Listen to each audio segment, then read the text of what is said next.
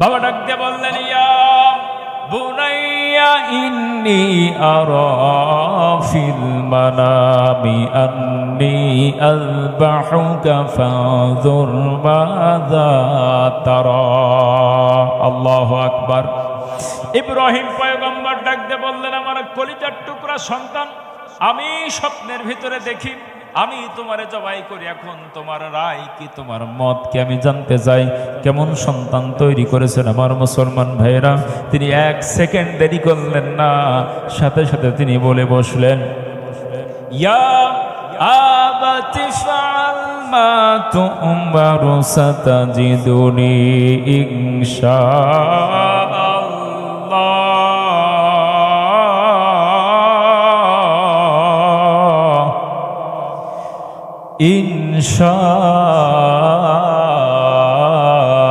ইনশাআল্লাহু মিনাস সাবিরিন।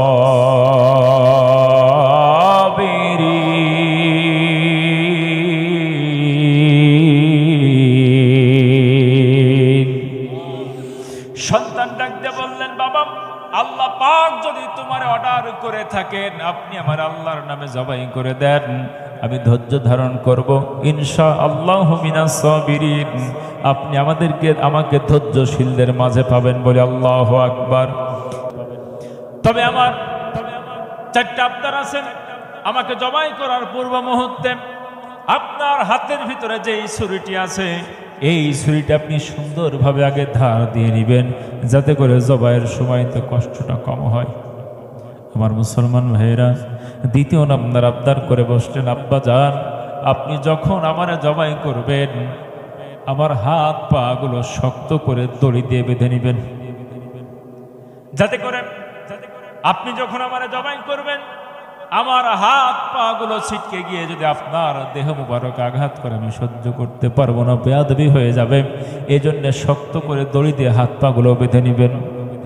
তৃতীয় নাম্বার আবদার হলো, আপনি যদি আমারে জিদ করে জবাই করতে শুরু করে দেন, আমি জানি আপনি আমারে সব চাইতে বেশি মহব্বত করেন, বেশি ভালোবাসেন, আমি আপনার কলিজার টুকরা সন্তান, আল্লাহর রাহে আমারে জবাই করার জন্য প্রস্তুতি গ্রহণ করেছেন।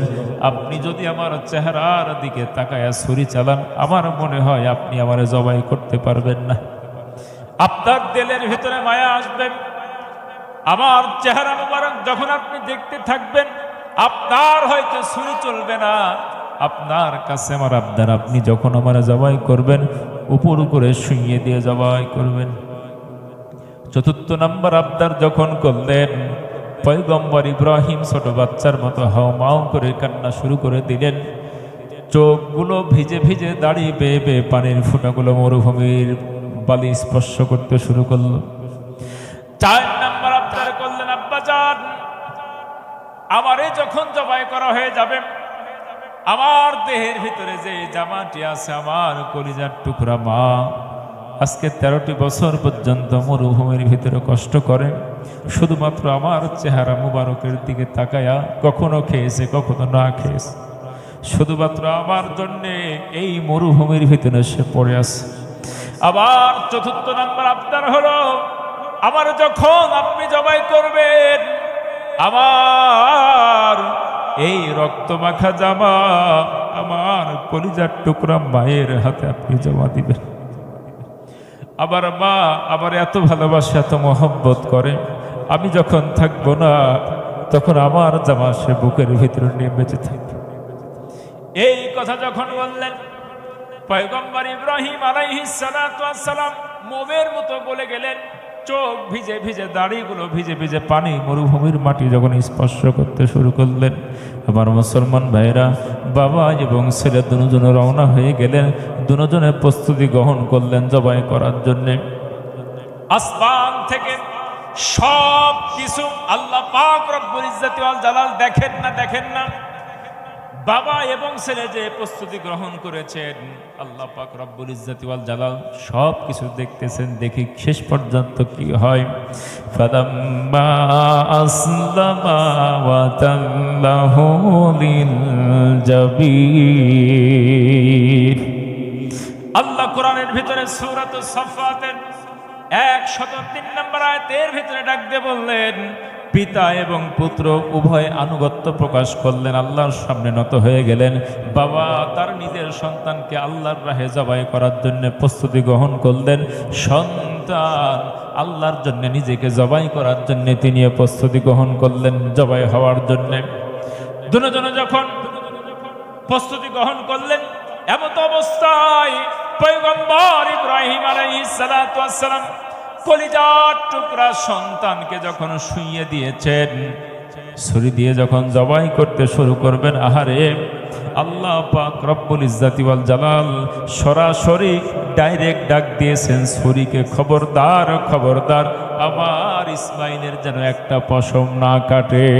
আল্লাহু আকবার।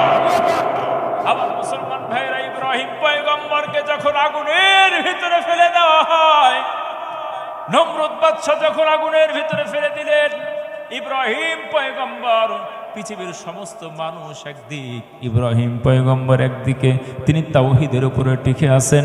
নিজের বাবা পর্যন্ত তারা আগুনের ভিতরে ফেলতে চায়। আকাশের ভিতরে ফেরেশতারা কান্না শুরু করেছেন, পাহাড় পরিচালক ফেরেশতা আগমন করেছেন, বড় বড় ফেরেশতারা আগমন করলেন, পয়গম্বরকে ডাক দিয়ে বললেন, আপনি শুধু একটা বার আমার আদেশ দিয়ে দেন, আমি এই আগুনটারে নিয়ে গিয়ে সাগরের ভিতরে ফেলে দিব। ইব্রাহিম পয়গম্বর ডাক দিয়ে বললেন, তোমারে কে পাঠাইছে জানতে চাই? তিনি ডাক দিয়ে বললেন, আমারে আল্লাহ পাঠাইছে। তোমাকে যদি আল্লাহ প্রেরণ করে থাকে, সে আল্লাহর জন্য আমি জীবন দিতে প্রস্তুত। আমি যে আগুনের ভিতরে পড়ে যাই, এইটাকে আল্লাহ দেখতে পাই না। পৃথিবী যখন স্তব্ধ হয়ে গেল, সমস্ত কাফেরেরা একত্রিত হয়ে একজন তাওহীদপন্থী ইব্রাহিম পয়গম্বরকে যখন আগুনের ভিতরে ফেলে দিলেন, আকাশের ফেরেশতারা, সমস্ত ফেরেশতারা হতভম্ব হয়ে গেল। এমন অবস্থায় আল্লাহ পাক ডাক দিয়ে বললেন, ইয়া নার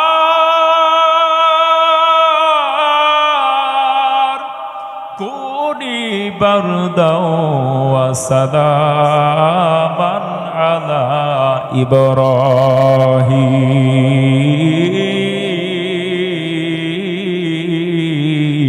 ইব্রাহিম। আল্লাহু আকবার। আল্লাহ পাক রব্বুল ইজ্জাতি ওয়াল জালাল সরাসরি আগুনকে ডাক দিয়ে বলেছেন, ইয়া নার, হে আগুন, খবরদার খবরদার, আমার পয়গম্বরের যাতে করে একটা পশম না পুড়ে যায়। পয়গম্বরের হাতের ভিতরে দড়ি আছে, দড়ি আগুন খেয়ে ফেলেছে, কিন্তু পয়গম্বরের একটা পশম আগুন পুড়াইতে পারে নাই, বলে সুবহানাল্লাহ। আল্লাহ পাক ডাইরেক্ট আগুনকে আদেশ দিয়েছিলেন, এইবার ডাইরেক্ট ছুরিকে আদেশ দিয়ে দিলেন। ডাক দিয়ে বললেন, ছুরি, বাবা এবং ছেলে দুজনে আনুগত্য প্রকাশ করেছে, খবরদার খবরদার, যত ইব্রাহিম পয়গম্বর চেষ্টা করুক না কেন, একটা ইসমাইলের পশম যেন না কেটে যায়। বাবা ইব্রাহিম পয়গম্বর এবার চেষ্টা চালাইতে আছে, বারবার চেষ্টা করতে আছে, কিন্তু একটা পশম পর্যন্ত কাটে না। ব্যাপার কি, এইরকম হলো কেন? ছুরি দিয়ে তো ঝাড় দেওয়া হলো, এরপরও কাটেটা কেন? ছুরি যখন দূরে নিক্ষেপ করলেন, পাথরের সঙ্গে লেগে গিয়ে পাথর কেটে যায়, বলে আল্লাহু আকবার। এরপরে প্রস্তুতি গ্রহণ করলেন, ইব্রাহিম পয়গম্বর ইসমাইলকে জবাই করে ফেলবেন।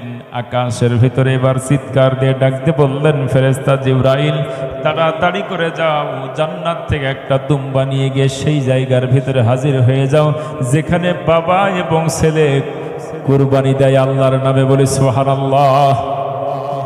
যাইতে যদি তোমার দেরি হয়ে যায়, যদি এই ছুরি ইসমাইলের একটা পশম কেটে যায়, আজকে মার্ডার কেসের আসামি কিন্তু জিবরাইল তুই।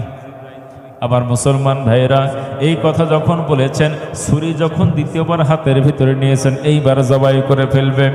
ঊর্ধ্বশ্বাসে ফেরেশতা জিবরাইল 600 পাখনা আছে, এই পাখনা দিয়ে যখন সপ্তম আসমান থেকে তিনি দুম্বা নিয়ে জমিনের দিকে রওনা দিয়েছেন, প্রথম আসমান পর্যায়ে যখন চলে আসছেন, ছুরি অলরেডি ধরে ফেলেছেন। জিবরাইল আলাইহিস সালাতু ওয়াস সালাম আকাশের ভিতর থেকে চিৎকার দিয়ে বলে, আল্লাহু আকবার, আল্লাহু আকবার। এত জোরে হুঙ্কার দিয়েছেন আর ছুরি চালাইতে শুরু করেছেন।